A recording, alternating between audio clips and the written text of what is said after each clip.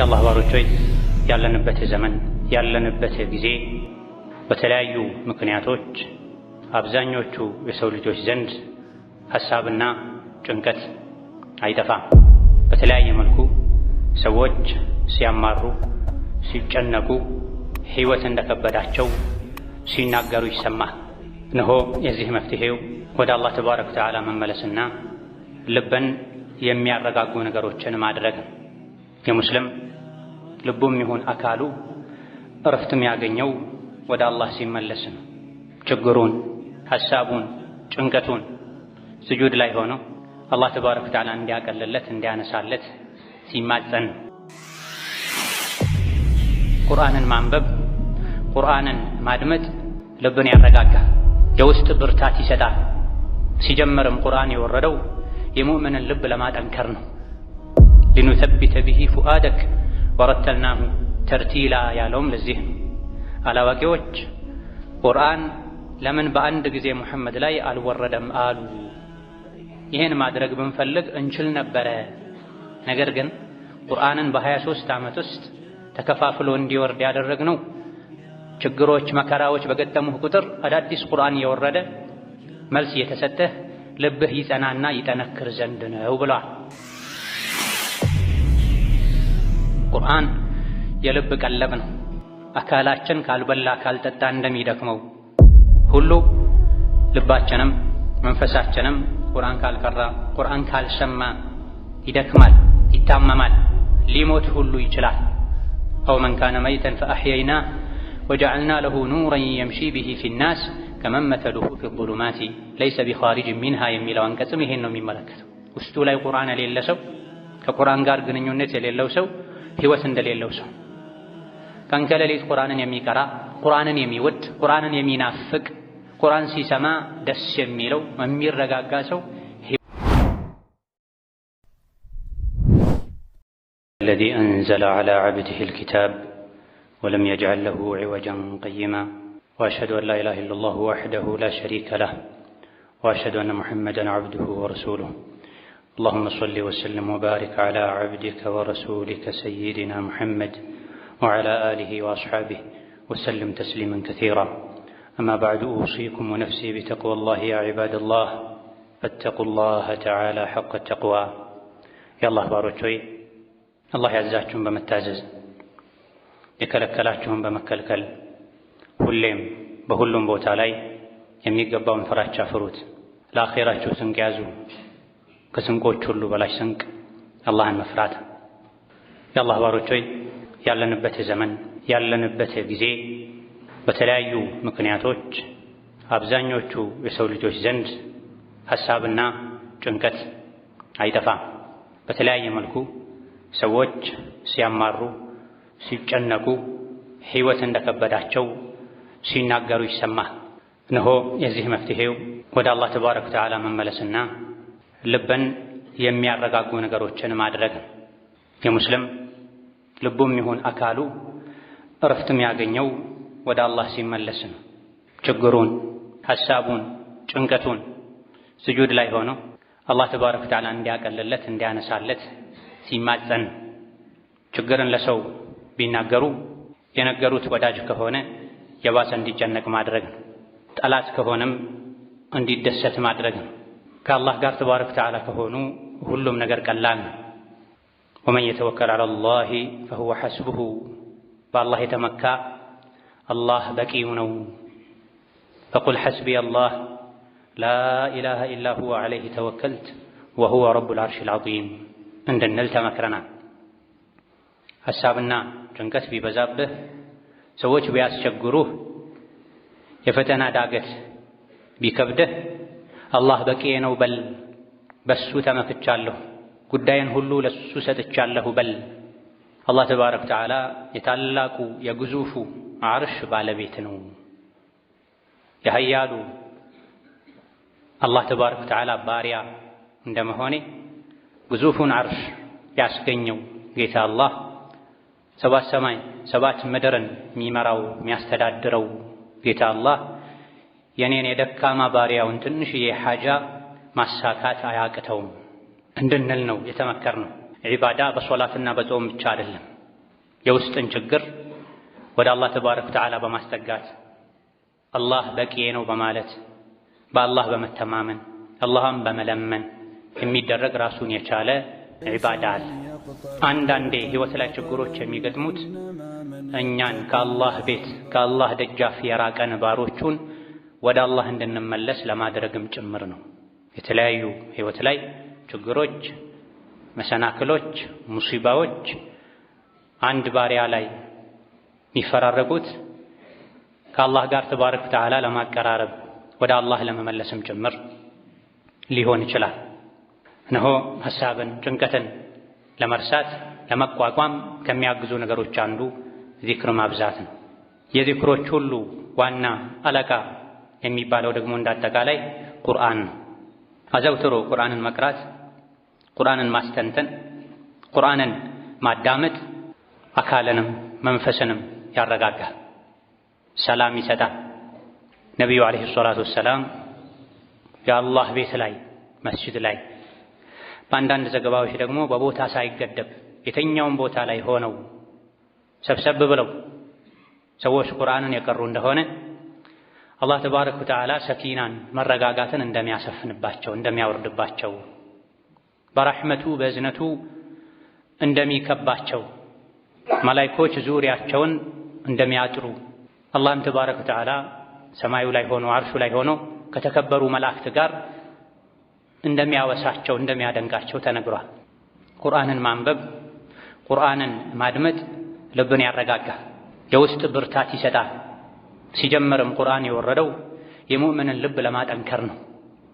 ሊኑሰቢተ ቢሂ ፉአደክ ወረተልናሁ ተርቲላ ያለውም ለዚህ ነው።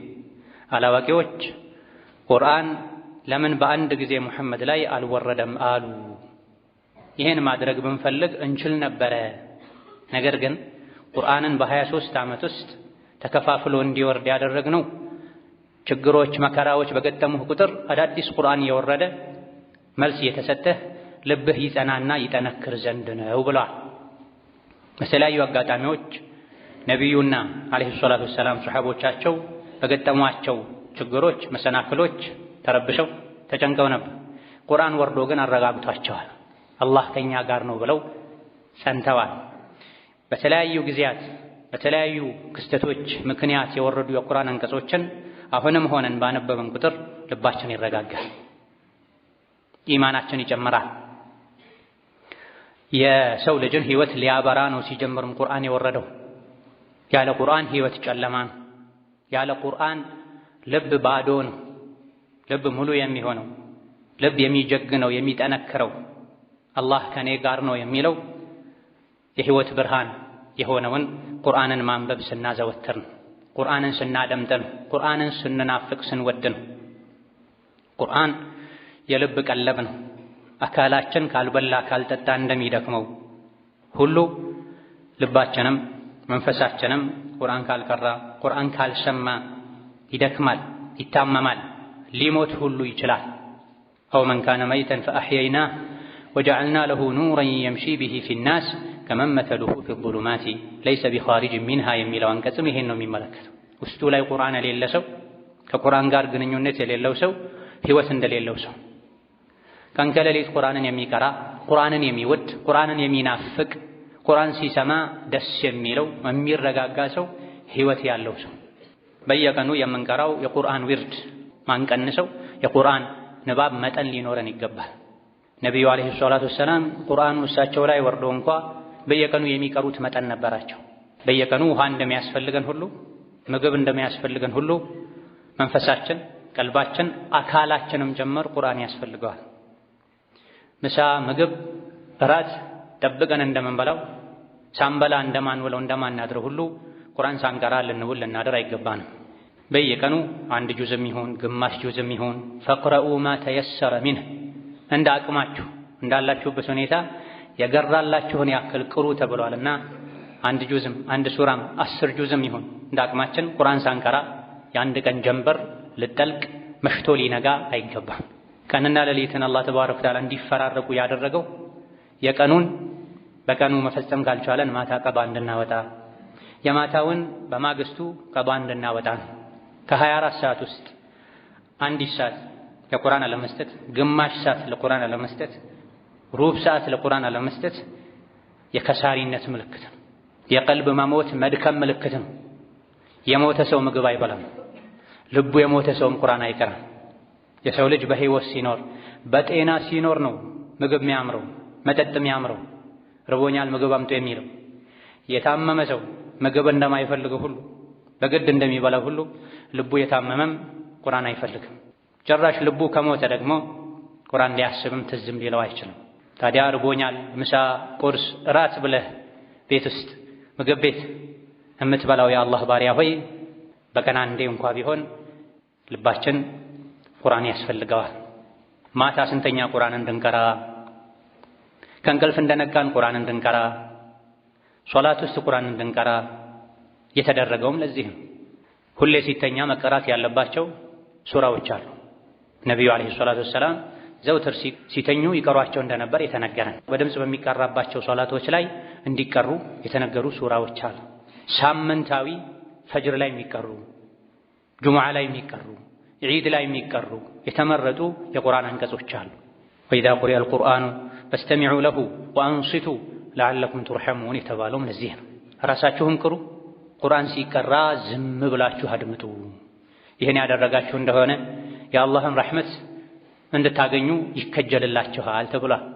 ከህይወት ጫጫታ ራቅ በማለት ቁርአንን ያነበቡ ቁርአንን ያደምጡ ከአላህ ጋር መሆን ልብን ያረጋጋል። በፊትና ዘመን ከፊትና መውጫ ገመድ ይሆናል፣ ድልድይ ይሆናል። ያለንበት ጊዜ ፊትና፣ ጫጫታ፣ ለገጥ የበዛበት ዘመን ላይ ነው ያለነው። ሰዎች በየጊዜው የሚያራግቡት የሚቀባበሉት ወሬ የሞት ወሬ ሆኗል፣ የጦርነት ወሬ ሆኗል፣ የኑሮ ውድነት ወሬ ሆኗል፣ የበሽታ ወሬ ሆኗል። ለቁርአን ቦታ ጊዜ እያገኘን አይደለም። ደጋግ ቀደምቶች ሲገናኙ አልሐምዱሊላህ አላህን አመሰግናለሁ ይሄን ያክል ቁርአን ለመቅራት አላህ አብቅቶኛል እያሉ ወሬያቸው፣ ንግግራቸው፣ ፍክክራቸው ቁርአን ላይ ነበር። ዛሬ ስንገናኝ ኢላ መን ረሒመላህ ጥቂት አላህ ያዘነላቸው ሰዎች ካልሆኑ በስተቀር ይሄን ያክል ፎቅ ሰራሁ፣ ይሄን ያክል ብር አገኘሁ፣ እንዲህ አይነት ሀገር ሄድኩ ሆኗል። ቁርአን ከህይወታችን ወጥቷል። ከቁርአን ጋር ያለን ግንኙነት ሲስተካከል ህይወታችን ይስተካከላል። ካልሆነ ግን ድቅድቅ ጨለማ ውስጥ ገብተን መውጣት ያቅተናል። ስለዚህ ህይወታችን እንዲረጋጋ የውስጥ ሰላም እንድናገኝ የውስጣችንን ሰላም ተከትሎ አካላችን ህይወታችን የተረጋጋ እንዲሆን ከአላህ ከሰው ልጆች ጋር ያለን ግንኙነት ያማረ እንዲሆን ህይወታችን ውስጥ ለቁርአን ትልቅ ቦታ ልንሰጥ ይገባናል። ቀን ከሌሊት ቁርአንን ስንቀራ አካላችን እንጂ ዱንያ የሚኖረው ሩሃችን መንፈሳችን ወደ አርሽ ከፍ ይላል። ህይወት ላይ ያሉ ረብሻዎች አይሰሙንም። በቁርአን ተመስጠን እንረሳቸዋለን። ነቢዩ ዓለይሂ ሰላቱ ወሰላም የሆነ ነገር ሲረብሻቸው ሲጨናነቁ በሶላት ነበር የሚረጋጉት። ቢላል ሆይ ቶሎ በል ኢቃም በል ሶላት ውስጥ አስገብተህ እረፍት ስጠን ይለው ነበር ዓለይሂ ሰላቱ ወሰላም። ትልቁ የሶላት አንድ ክፍል ቁርአን። አንዳንድ ሶላቶች ስማቸውም ቁርአን ነው የሚባል። ፈጅር ሶላት አንድ ስሙ ቁርአን ነው። ወቁርአን አልፈጅሪ ኢነ ቁርአን አልፈጅሪ ካነ መሽሁዳ ይላል ሱረቱል ኢስራ ላይ። የፈጅር ሶላትን አደራህን። የፈጅር ሶላት ማለት ሁለት አይነት መላኢኮች የሚሳተፉበት የሚከታተሉ ሶላት ነው ብሏል። ማታ ከኛ ጋር ያደሩ መላኢኮች፣ ቀኑን ከኛ የሚውሉ መላኢኮች ፈጅር ሶላት ላይ ይጠብቁናል። ወደ አላህ ሲወጡ ትናንት አሱር ላይ ልቀበለው ስመጣም እሱን የመቆጣጠር ስራዬን ለመስራት ስመጣም ሲሰግድን ያገኘሁት ሲሰግድን ያገኘኋት፣ ፈጅርም ለቀን ተጠባባቂ አስረክቤ ስመጣ ሲሰግድን ያገኘሁት ሲሰግድ ነው ያገኘኋት ይላሉ ተብሏል። በተቃራኒው ደግሞ ፈጅር ተኝቶ አሱር በስራ ተጠምዶ ሶላቱን የሚያሳልፍ ሰው መላኢካ ወደ አላህ ሪፖርት ሲያቀርብ ፈጅር ላይ ስመጣም ተኝቶ ነው ያገኘሁት በሰዓቱ አልሰገደም፣ አሱርም ላይ ተዘናግቶ ነው ያገኘኋት በሰዓቱ አልሰገደም የሚል መረጃ ወደ አላህ ተባረከ ወተዓላ ይተላለፋል። ሻሂድ የሶላት አንዱ ትልቅ ክፍል ቁርአን ነው። የሰገደን ቁርአን ስንቀራ ይበልጥ ልባችን ይረጋጋል። ስለ ጀነት እናስባለን። የዱንያን ጠፊነት እናውቃለን። ቁርአን ላይ በሰፊው ከሚነገሩ እውነቶች ቁም ነገሮች አንዱ ዱንያ ጠፊ ናት፣ አትሸንግላችሁ፣ ሰላም ያለው ጀነት ላይ ነው። ለሁም ዳሩ ሰላሚ ዒንደ ረቢሂም፣ ደጋግ የአላህ ባሮች ጌታቸው ዘንድ የሰላም ሀገር አለላቸው ጀነት ይላል። ዱንያሳ የችግር ሀገር ናት፣ የመከራ ሀገር ናት፣ የሐሳብ የጭንቀት ሀገር ናት። ቁርአን ስንቀራ ነው ይሄ የምንረዳው። የሰው ልጅ ልብ የማይቀር ነው፣ ተሽከርካሪ ነው፣ ይዞራል፣ ይሽከረከራል። ከልቦች ውስጥ ሁሌ ሰማይ ላይ ወጥቶ ከአርሽ ዙሪያ በጀነት ዙሪያ የሚሽከረከር ልብ ያለው ሰው አለ። በተቃራኒው ደግሞ ከቆሻሻና ከጠፊዋ ዱንያ ዙሪያ ብቻ የሚሽከረከር ልብ ያለው ሰው አለ። ልባችን ጠፊ ርካሽ በሆነችው ዱንያ ዙሪያ ብቻ እንዳይሽከረከር ከፍ ብሎ ከአርሽ ዙሪያ እንዲሽከረከር በጀነት ዙሪያ እንዲያጠነጥን የሚያደርገው አዘውትሮ ቁርአን መቅራት ነው። አዘውትሮ ቁርአን መስማት ነው። በየሳምንቱ ጁሙዓ እንድንቀራው የተመከረን ሱራ አለ፣ ሱረቱ አልካህፍ። ሱረቱል ካህፍን ቀርተን ስንጨርስ አካባቢ ኢነል ለዚነ አመኑ ወዐሚሉ ሷሊሓት ካነት ለሁም ጀናቱል ፊርደውሲ ኑዙላ የሚል አንቀጽ እናነባለን። እነዚያ ያመኑ መልካም ስራን በየአይነቱ በቋሚነት የሰሩ ጀነቱል ፊርደውስ ለነሱ እንግዳ መቀበያ ሆና ተዘጋጅታ እየጠበቀቻቸው ነው። እዚያ ከገቡ በኋላ ዳግም መውጣትን አይፈልጉም፣ ሁሌም በደስታ ይኖራሉ ይላል። በየሳምንቱ ይሄን ሱራ በጥሞና ያነበበ ሰው የዱንያ ብልጭልጭ አይሸነግለው። የዱንያ ብልጭልጭ አስደሳች ነገሮችን ቢያገኝ ነገ ፈራሽ እንደሆነ ያውቃል። ባያገኝ ቢያጣ የጀነቱ እንደሚክሰው በጀነት እንደሚካስ ያምናል። ስለዚህ ልባችን ሁሌ በጀነት ዙሪያ እንዲያስብ ከአርሽ ከሰማይ ዙሪያ እንዲሽከረከር ጭንቀቱ ሐሳቡ ሰማያዊ እንዲሆን ቁርአን ነው የሚያደርገው። ከቁርአን የራቀ ሰው ሐሳቡ ሁሌ ምድራዊ ነው። ሁሌ ዱንያን ብቻ የሚያስብ ከዱንያ አልፎ አርቆ አሻግሮ ማሰብ የማይችል ሰው ሲሞትም ወደ ታች ነው የሚወርደው፣ አስፈለ ሳፊሊን። በቁርአን አድጎ ከፍ ብሎ ሐሳቡ ከአርሽ ከጀነት ጋር ያያያዘ ሰው ደግሞ ሲሞት ሩሑ ወደ ሰማይ ነው የምትወጣው። ሞቶ አካሉ ዱንያ ላይ ቢቀበርም የቂያማ ቀን ላይ የሚኖረው ጀነት ነው። ጀነት ያለው ላይ ነው።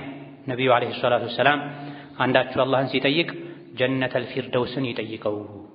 ጀነተል ፊርደውስ ማለት ምርጡ ጀነት ነው። የጀነተል ፊርደውስ ጣሪያው የአላህ አርሽ ነው ያሉት ለዚህ ኢነል አብራረ ለፊ ዕልይን፣ ደጋጎች የአላህንም የሰውንም ሐቅ የሚጠብቁ ዕልይን ላቸው ከፍ ብለው ነው የሚኖሩት ብለዋል አላህ ተባረከ ወተዓላ። الذين آمنوا وتطمئن قلوبهم بذكر الله ألا بذكر الله تطمئن القلوب إلى القرآن እነዚያ ያመኑ ልቦቻቸው አላህን በማስታወስ ይረጋጋሉ። ንቁ ሰዎች ሆይ ስሙ፣ አላህን በማውሳት ልቦች ይረጋጋሉ ይላል። የዚክር ትልቁ ቁርአንን መቅራት፣ ቁርአን ያስታወሰንን ማስታወስ፣ ቁርአን የገሰጸንን ምክር መቀበል፣ ቁርአን ያስጠነቀቀንን መጠንቀቅ። إنما المؤمنون الذين إذا ذكر الله وجلت قلوبهم وإذا تليت عليهم آياته زادتهم إيمانا وعلى ربهم يتوكلون የሚል አንቀጽም አለ። እውነተኛ አማኞች ከሆናችሁ አላህን ፍሯል። በምንድነው ማውቀው እውነተኛ አማኝ መሆኔን ያልክ እንደሆነ እውነተኛ አማኞች ማለት እነዚያ አላህ ሲባል ልባቸው የሚፈራ የሚደነግጡ ናቸው። የቁርአን አንቀጽ ሲነበብላቸውም ኢማናቸው የሚጨምር በሁሉም ጉዳያቸው ላይ በአላህ ብቻ የሚመኩ ናቸው ይላል። ኢማናችንን ከምንመዝንባቸው ነገሮች አንዱ ቁርአን ነው። ቁርአን ሲቀራ ኢማናችን ይጨምራል። ቁርአን ይናፍቀናል፣ ቁርአን ይርበናል፣ ኢማን አለን ማለት ነው። የምንሰማው ቁርአንም ይሁን የሰው ወሬ ይሁን ምንም አይመስለን ከሆነ ማይርበን ከሆነ ቁርአን ማይናፍቀን ከሆነ ቁርአን ለመቅራት ለመስማት ማንጓጓ ከሆነ ኢማን እንደሌለን ኢማናችን እንደደከመ ልናውቅ ይገባናል። በተለይ ከፊት ለፊታችን ረመዳን የመጣ ነው። ረመዳን የቁርአን ወር ነው። ቁርአን መውረድ የጀመረበት ወር ነው። ነቢዩ ዓለይሂ ሰላቱ ወሰላም ረመዳን ላይ ቁርአንን በተደጋጋሚ ከጅብሪል ጋር ይማማሩ ነበር። ደጋግ ቀደምቶችም ረመዳን ላይ ለቁርአን ልዩ ቦታ ነበራቸው። በተለይ የቁርአን ሰዎች የሒፍዝ ሰዎች ከረጀብ ጀምረው ከሻዕባን ጀምረው ለቁርአን ልዩ ቦታ ሰጥተው ይዘጋጁ ነበር፣ ይለማመዱ ነበር። ዓመቱን ሙሉ ከቁርአን የራቀ ሰው ረመዳን ሲመጣ ቁርአን ልጀምር ቢል ዳገት ይሆንበታል። ከወዲሁ ቁርአን ልንለማመድ ይገባናል። ረመዳን ላይ ስንቀራው ይጥመን ዘንድ ምላሳችን ለቁርአን ዝግጁ ይሆን ዘንድ አሁኑኑ ቁርአንን መቅራት ልናዘወትር ይገባናል። ቁርአን የአላህ ባሮች ሆይ የሙእምን የልቡ ፈውስ ነው። ልብ በምንም ሊታከም ሊረጋጋ አይችልም በቁርአን እንጂ፣ የቁርአንን ምክር ሰምቶ በመተግበር እንጂ፣ ለቁርአን ጥሪ መልስ በመስጠት እንጂ፣ ቁርአን የከለከለውን በመከልከል እንጂ ልብ ውስጥ ያለን ጭንቀት፣ መረበሽ ባለሙያ በማማከር መድኃኒቶችን በመውሰድ አየር በመቀየር ሊገላገሉት አይችሉም። የልብ ጭንቀት፣ የልብ አለመረጋጋት የሚፈወሰው በቁርአን ነው። ወኑነዚሉ ሚነል ቁርአኒ ማ ሁወ ሺፋኡን ወረሕመቱን ሊልሙእሚኒን ወላ የዚዱ ዛሊሚነ ኢላ ኸሳራ የተባለው ለዚህ ቁርአን እናወርዳለን ለሙእሚኖች ፈውስ የሆነ ለበዳዮች ደግሞ ክስረትን እንጂ ምንም አይጨምርላቸውም ይላል። ቁርአን ቀርተን ኢማን ካልጨመረን፣ ቁርአን ቀርተን ካልተረጋጋን በዳዮች ነን ማለት ነው። ሰፊ ጊዜ ለእንቅልፍ፣ ለወሬ፣ ለስልክ፣ ለኢንተርኔት፣ ለዓለም ዜና እያገኘን ለቁርአን ጊዜ ማናገኝ ከሆነ በዳዮች ነን። ከቁርአን ጋር በተያያዘ ራሳችንን በድለናል፣ ነፍሳችንን በድለናል፣ ቀልባችንን በድለናል፣ አካላችንን የመገበን ልባችንን አስርበናል። በቀን ምን ያክል ነው ቁርአን መቅራት ያለብኝ ያልክ እንደሆነ በምትፈልገው ደስታ ልክ ቁርአን ቅራ ትባላል። ቁርአን አብዝተን በቀራን ቁጥር ደስታችን ይበዛል። ከቁርአን መንቀራው መጠን ባነሰ ቁጥር ደስታችን ያንሳል፣ የልብ እረፍታችን ያንሳል። ሰዎች ደስታን ፍለጋ የማያደርጉት ነገር የለም። ደስታ በገንዘብ አይገኝም፣ በመልከ መልካም የትዳር አጋር አይገኝም፣ ዘፈን በማድመጥ አይገኝም። ደስታ የሚገኘው ወደ አላህ በመመለስ ነው። ለሰው ልጆች የደስታ ምንጭ አድርጎ ያወረደውን ቁርአን በመተግበር። በዘመናችን ብዙ ሰዎች ቁርአንን በስልክ ለውጠው እናገኛቸዋለን፣ በኢንተርኔት ለውጠው እናገኛቸዋለን፣ በፊልምና ድራማ ለውጠው እናገኛቸዋለን፣ በልብ ወለድ፣ በትረካ፣ በድራማ ለውጠው እናገኛቸዋለን። ይሄ ትልቅ ኪሳራ ነው። አልቁርአኑ ሑጀቱን ለከ አው ዐለይከ ነው ያሉት ነብዩ ሰለላሁ ዐለይሂ ወሰለም። ቁርአን ላንተ ይመሰክርልሃል ወይም ይመሰክርብሃል ብለዋል። ቁርአንን ከቀራነው ከወደድነው ጊዜ ከሰጠነው ቁርአን ይመሰክርልናል። ጌታዬ ሆይ በእኔ አምኗል፣ እኔን አንብቧል፣ እኔን ወዷል፣ እኔን ተከትሏል፣ ጀነት አስገባው፣ ጀነት አስገባት ብሎ የቂያም ቀን ቁርአን ተከራክሮ እንድንድን ጀነት እንድንገባ ተሟጋች ይሆነልናል። በተቃራኒው ደግሞ ቁርአንን ከናቅን፣ ቸላ ካልነው፣ ከተውነው፣ ጀርባ ከሰጠነው፣ ከቁርአን ሌሎች ነገሮችን ካስበለጠን፣ ካስቀደመን ቁርአን እኛ ላይ ይመሰክራል። በእኔ በትክክል አላመነም፣ ጊዜ ልብ አልሰጠኝም፣ ጥሪዬን አልሰማም፣ ሕጌን አላከበረም ብሎ ቁርአን ተከራክሮ እንዲፈረድብን ያደርጋል። ከሁለት አንዱ አይቀርም። የነቢዩ ዓለይሂ ሰላቱ ወሰላም ንግግር ነው። ቁርአን ወይም ይመሰክርብሃል ወይም ይመሰክርልሃል። ቁርአን የመሰከረበት ሰው ይግባኝ መጠየቅ አይችልም። ቁርአን የመሰከረለት ሰው ምስክርነቱ ተቀባይነት አያጣም። ወማሂሉን ሙሰደቅ ብለዋል ነብዩ ሰለላሁ ዐለይሂ ወሰለም። ቁርአን የሚታመን ተከራካሪ ነው ብለዋል።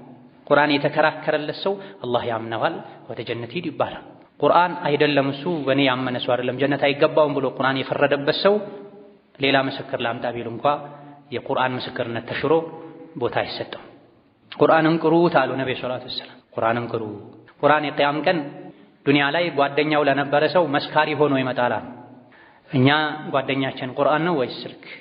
ጓደኛችን ቁርአን ነው ወይስ ኢንተርኔት? ጓደኛችን ቁርአን ነው ወይስ የጓደኛ ወሬ? ራሳችንን እንጠይቅ። ጓደኛ የሚባለው ረጅም ጊዜ አብረውት የሚቆዩ ሲሆን ቁርአንን ጓደኛችን ልናደርግ ይገባል። ቀንም ማታ፣ ቤት ውስጥም፣ ቢሮ፣ ሱቅ ቁርአንን አዘውትረን በመቅራት የቁርአን ጓደኞች ልንሆን ይገባል። ጓደኛው ቁርአን የሆነ ሰው ጀነት ላይ ይከበራል። ቁርአንን ጓደኛው ያላደረገ ሰው አኺራ ላይ በቁርአን የሚገኝን ክብር ያጣል። አላህ ተባረከ ወተዓላ አንድን ባሪያውን ከወደደው ሸገለ ሀመሁ ቢሂ ወሊሳነሁ ቢዚክሪሂ ወጀዋሪሐሁ ቢኺድመቲሂ ተብሏል። አላህ አንድን ባሪያ ከወደደው ሐሳቡ፣ ትኩረቱ ከአላህ ጋር የተያያዘ ይሆናል። ምላሱ አላህን በማውሳት ይጠመዳል። አካሉ ጌታውን በማገልገል ጊዜውን ያሳልፋል ተብሏል። በተቃራኒው ደግሞ አንድ ሰው አላህ ዘንድ ተወዳጅ ያለመሆኑ ምልክት ሐሳብ ጭንቀቱ ዱንያ ብቻ ይሆናል። ምላሱ በዚክር አይጠመድም። አካሉ ከዲን ይልቅ ዱንያን ይኻድማል ተብሏል። አላህ አንድን ባሪያ እንደወደደው ከሚያሳዩ ምልክቶች መሃል አንዱ ቁርአንን አዘውትሮ መቅራት። ጀዐለኒ ላሁ ወኢያኩም ሚመን አሐበሁሙላህ ፈሸገለሁም ቢማ ዩሒቡሁ ወጀነበና ما يسقطه إنه على كل شيء قدير وبالإجابة جدير. أقول قولي هذا وأستغفر الله لي ولكم ولسائر المسلمين من كل ذنب وخطيئة فاستغفروه إنه هو الغفور الرحيم والبر الكريم. الحمد لله على إحسانه والشكر له على توفيقه وامتنانه وأشهد أن لا إله إلا الله وحده لا شريك له تعظيما لشأنه وأشهد أن محمدا عبده ورسوله الداعي إلى رضوانه صلى الله عليه وعلى آله وأصحابه وإخوانه وسلم تسليما كثيرا. أما بعد قرآن بقران قدر ኢማናችን የጨመረ የሚመስለን ከሆነ ልባችን የሚረጋጋ ከሆነ ዱንያን ያናቀን አኺራን መናከብር ለአኺራ መንጓጓ ከሆነ ይሄ አላህ ዘንድ የመወደድ የሙእምንነት ምልክት ነው።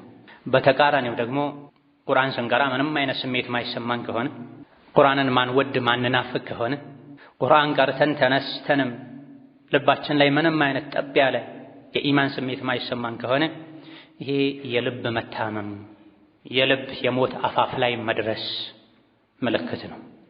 ልባችን ልናክመው ይገባል። ልብ የሚታከመውም ቁርአንን አሳምሮ በመቅራት አዘውትሮ በማድመጥ ነው። ደግሞ ደጋግሞ ቁርአን በልባችን በኩል እንዲያልፍ በማድረግ ነው። ከጆሮ አልፎ ልባችን ላይ ጠብ እንዲል በማድረግ ነው። የቀራነውም እንደሆነ በምላሳችን ጫፍ ነው ብዙዎቻችን የምንቀራው። ያደመጥንም እንደሆነ በጆሮአችን ብቻ ነው የምናደምጠው። እንድናደምጠው የታዘዝነው በልብ ጆሮአችን ነው። እንድናነበው የታዘዝነውም በልብ አይናችን ነው።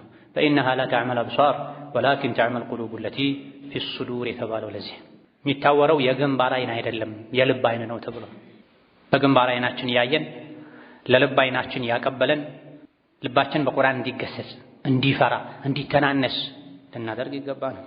ቁርአን ግዑዙ ተራራ ላይ ጋራዎች ላይ ቢወርድ ኖሮ ጋራው ይፈረካከስ ነበር ብሏል አላህ ተባረከ ወተዓላ።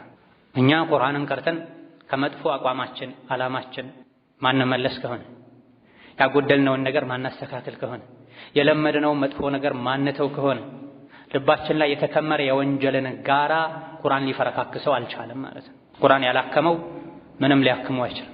ቁርአን ያላስተካከለው ምንም ሊያስተካክለው አይችልም የጀሃነም እሳት ካልሆነ በስተቀር። ፈወይሉን ሊልቃሲየቲ ቁሉቡሁም ሚን ዚክሪላህ ቀልባቸው የደረቀ ወዮላቸው ይላል አላህ ተባረከ ወተዓላ። ወይል ጀሃነም ውስጥ ያለ ወይኔ የሚያስብል የጀሃነም ክፍል ነው ተብሏል።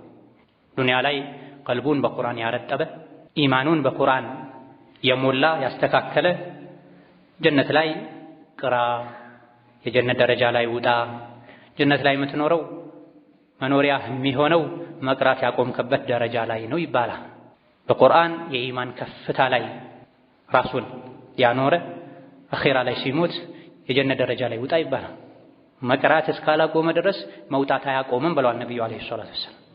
መቅራት ሲያቆም እዚህ ነው የምትኖረው ተብሎ ጀነት ቤቱ ይሰጠዋል። በቁርአን ያልተመራ ያልተስተካከለ ያልተገሰጸ የጀነት በር ለሱ ዝግ ነው። ቁርአን አስፈርዶበት ወደ ጀሃነም እንዲሄድ ያደርገዋል። የአላህ ባሮች ሆይ ቁርአን ከአላህ ጋር ተባረከ ወተዓላ ያለ የሚያዋጣ ትርፋማ የሆነ ንግድ ነው። መን ቀረአ ሐርፈን ሚን ኪታቢላህ ፈለሁ ቢሃ ሐሰና ከአላህ ኪታብ ከቁርአን አንዲትን ፊደል የቀራ ሰው በአንዱ ፊደል አንድ አጅር ያገኛል። አንዱ አጅር ደግሞ በ10 ይባዛለታል እስከ 700ም ሊደርስለት ይችላል ብለዋል ነብዩ አለይሂ ሰላቱ ወሰላም። አቡ ዘር አልጊፋሪ ረዲየላሁ ዐንሁ ወአርዳህ ባስተላለፉት ሙስሊም መዘገቡት ሐዲስ ላይ ነብዩ አለይሂ ሰላቱ ወሰላም ጌታ አላህ ብሏል አሉ። ምን አለ አላህ? መን ጃአ ቢልሐሰነቲ ፈለሁ 10 አምሳሊሃ ወአዝየዱ አንዲትን መልካም ሥራ ይዞ ወደኔ የመጣ ሰው በ10 አባዝቼ እሰጠዋለሁ፣ ወአዝየዱ ከዛም በላይ አደርግለታለሁ።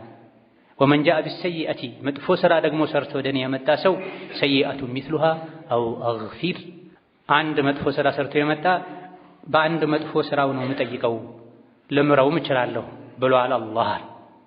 ወደ እኔ አንድ ስንዝር የቀረበ እኔ ወደሱ አንድ ክንድ ቀርባለሁኝ። ወደ እኔ ቀስ ብሎ የተራመደ የመጣ ሰው እኔ ወደሱ እየፈጠንኩ መጣለሁኝ ብሏል አላህ። ቁርአን በመቅራት ዚክር በማድረግ ዱዓ በማድረግ ሶላት በመስገድ ወደ አላህ ልንቃረብ ይገባል። ትንሽ ወደ አላህ ከቀረበን አላህ አብዝቶ ወደሱ ያቀርበናል። እሱ ራሱ ይቀርበናል። ስንጠይቀው ይሰጠናል። እስትግፋር ስናደርግ ይምረናል።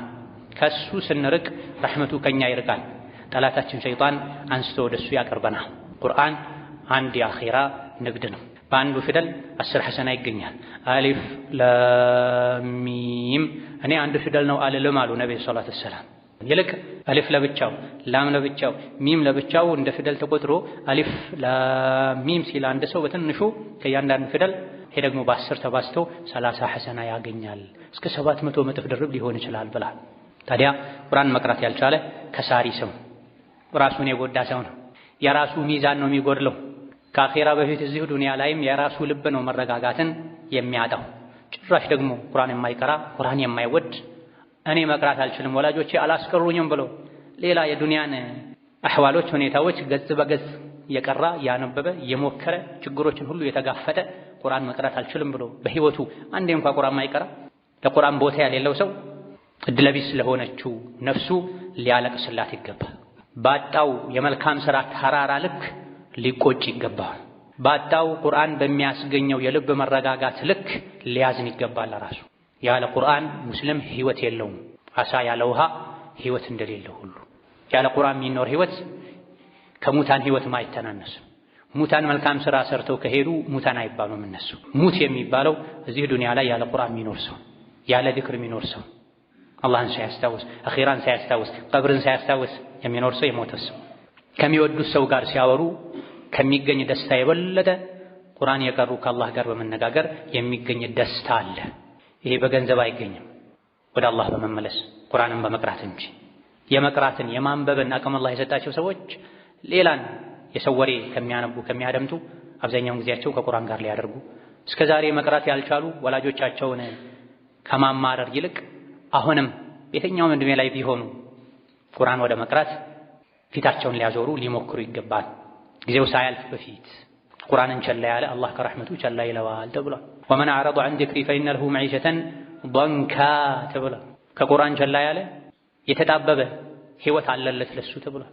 መረጋጋትን የማጣት አንዱ ሚስጥር ከቤታችን ከልባችን ቁርአን ርቋል። ብዙ ቤቶች ላይ የፖለቲካ ትንተና ወሬ ነው የሚሰማው፣ የዘረኝነት ወሬ ነው የሚሰማው፣ የዱንያ ወሬ ነው የሚሰማው። ትንንሽ ህፃናት ልጆች ሳይቀሩ የሚያወሩት ስለ መኪና ሞዴል ነው፣ ስለ ልብስ ፋሽን ነው፣ ስለ ቁርአን ሱራ ሳይሆን ይሄን ያክል ሐፈፍኩ ይሄን ያክል ሰማሁ ሳይሆን ቤታችንን በቁርአን ልንሞላ፣ ልባችንን በቁርአን ልንሞላ፣ ልጆቻችን ቁርአን ልናስቀራ፣ ራሳችንም ቁርአን ልንቀራ ልናደምጥ ይገባናል። اللهم صل وسلم وبارك على عبدك ورسولك محمد وعلى آله وأصحابه وأتباعه وسلم تسليما كثيرا. اللهم أعز الإسلام والمسلمين وأذل الشرك والمشركين ودمر أعداءك أعداء الدين. اللهم اجعل هذا البلد آمنا مطمئنا وسائر بلاد المسلمين. اللهم آمنا في دورنا وأوطاننا ولا تسلط علينا بذنوبنا من لا يخافك فينا ولا يرحمنا. اللهم حبب إلينا الإيمان وزينه في قلوبنا وكره إلينا الكفر والفسوق والعصيان واجعلنا من الراشدين. اللهم اجعلنا من أهل القرآن، اللهم اجعلنا من أهل القرآن الذين هم أهلك وخاصتك. ربنا اغفر لنا ولوالدينا ولمشايخنا ولجميع المسلمين. اللهم فرج هم المهمومين ونفس كرب المكروبين واقض الدين عن المدينين واشف مرضنا ومرضانا ومرضى المسلمين واشف مرضنا ومرضانا ومرضى المسلمين وارحم موتانا وموتى المسلمين برحمتك يا أرحم الراحمين. آمين والحمد لله رب العالمين.